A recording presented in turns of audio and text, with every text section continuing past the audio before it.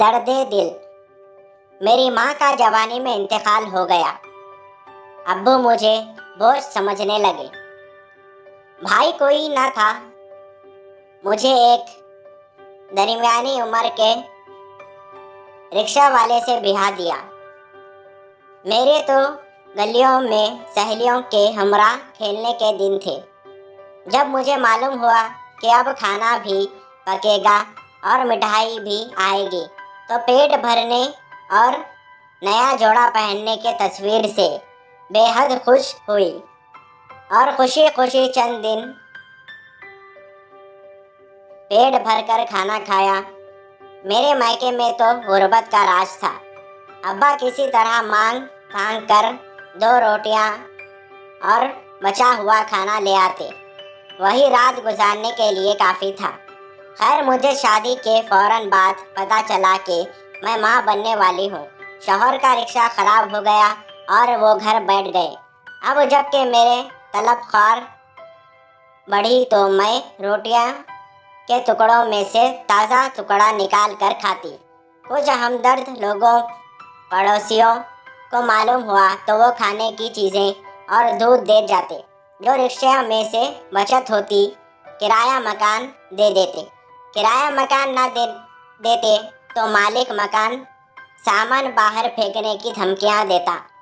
پورا محلہ اکٹھا ہو جاتا۔ میرے دکھوں میں اضافہ ہوا اور میں نے کئی بار مرنے کے بارے میں سوچا۔ سوچ سوچ کر ذہن معاف ہوا جاتا کہ کیسے گزارا کروں۔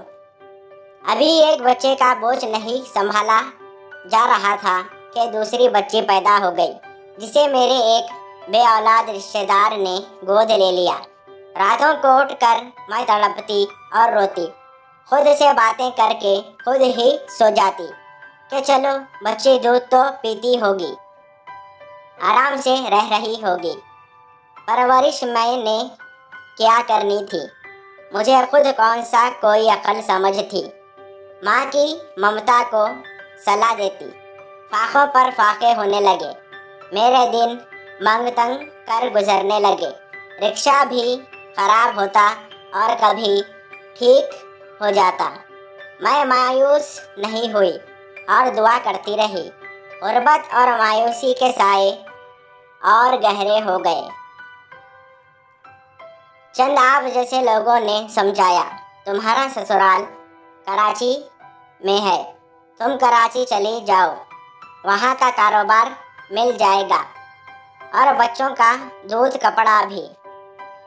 ملتان میں جتنے مخیر حضرات ہیں ان کو اب میں کیسے کہوں کہ میرے گھر میں ایک چراغ اور جلنے والا ہے۔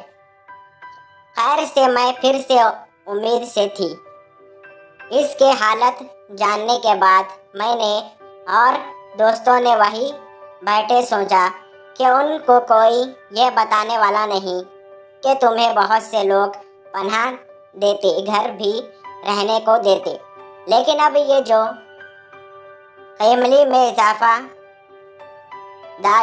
ہو رہا ہے اس کے ذمہ دار لوگ ہیں، ڈاکٹر ذہین یا تم اور تمہارا میاں۔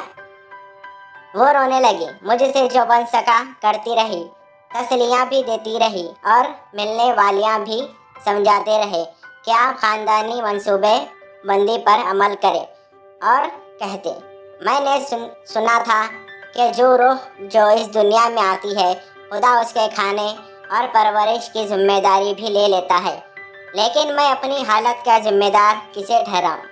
بہت ہی دردناک باتیں ہاں نے سنائی۔ سننے والے دل تھام کر رہ جاتے۔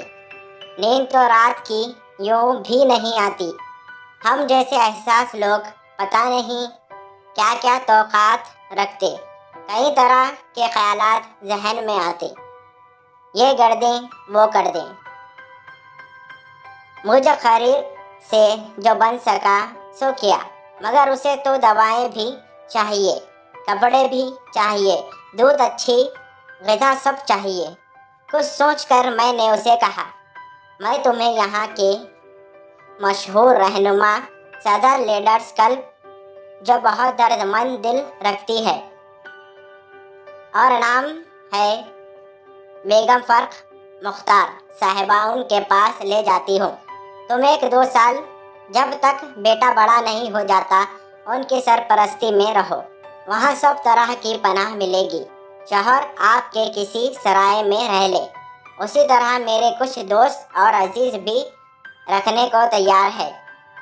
اچانک اس کے آنسو بند ہو گئے اور کہانی بھی ختم ہو گئی۔ ہم نے سوچا کہ کسی کا سروٹ کو